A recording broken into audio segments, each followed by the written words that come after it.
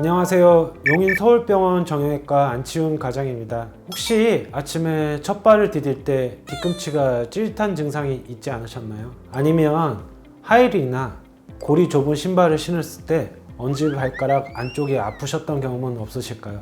이러한 증상들은 우리 삶의 질을 떨어뜨리는 질환의 한 증상일 수도 있습니다. 오늘은 흔하지만 고통스러운 발질환, 무지하반증 및 족저근막염에 대해서 자세히 설명드리도록 하겠습니다. 족저근막염은 발바닥에 있는 두꺼운 섬유성 밴드로 이루어져 있는 띠 같은 구조물입니다. 이 구조물은 발의 아치를 유지하고 지지하는 중요한 역할을 하는데요. 외상으로 인해서 생기는 것보다는 반복적으로 달리기, 걷기 아니면 단단한 신발을 신고 오랫동안 작업 활동을 하는 경우에 이러한 증상이 생기기 쉽습니다. 모든 발 통증이 족저근막염은 아니지만 특히 아침에 일어났을 때 발 뒤꿈치가 찌릿찌릿하면서 불편감이 든다면 족저근막염일 가능성이 높습니다. 대부분의 족저근막염은 수술이 필요하지 않습니다. 일단은 기본적으로는 신발 교정과 충분한 스트레칭이 많은 도움이 됩니다.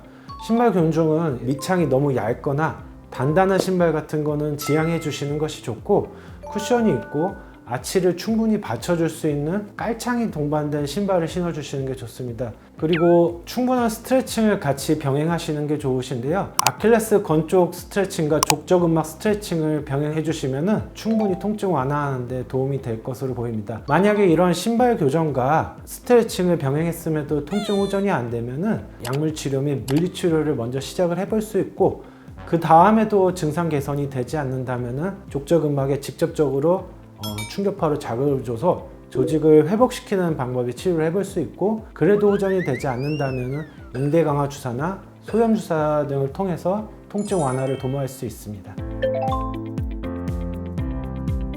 수술적 치료는 극히 드물지만 6개월 이상의 보존적 치료에 호전이 없는 경우에는 수술적 치료를 고민을 해볼 수 있습니다. 족저근막에 관련된 수술은 병원들마다 의사들마다 굉장히 그 치료법이 다양하지만 저는 이제 간접적으로 족저근막에 압력을 낮추는 비복근 유리술이라는 수술을 시행을 합니다.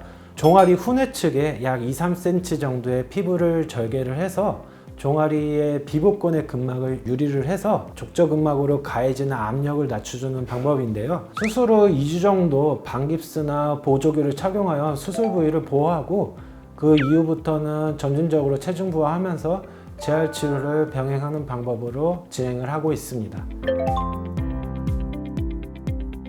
무지 외반증은 엄지 발가락이 두 번째 발가락으로 외반되면서 휘는 증상입니다. 보통 발굽이 좁고 굽이 높은 신발을 신을 때 생긴다고 많이들 아시는데요. 이외에도 좀 유전적이거나 평발인 발을 갖고 계신 분들한테 잘 생긴다고 합니다. 보통 볼이 좁은 신발을 신고 체중 부하를 할 때 발골이 넓어지게 되는데요. 이 좁은 신발 안에서 골이 넓어지면서 변형된 엄지 부위의 중족 골두가 신발과 이제 마찰이 일어나면서 통증이 일어날 수 있게 됩니다.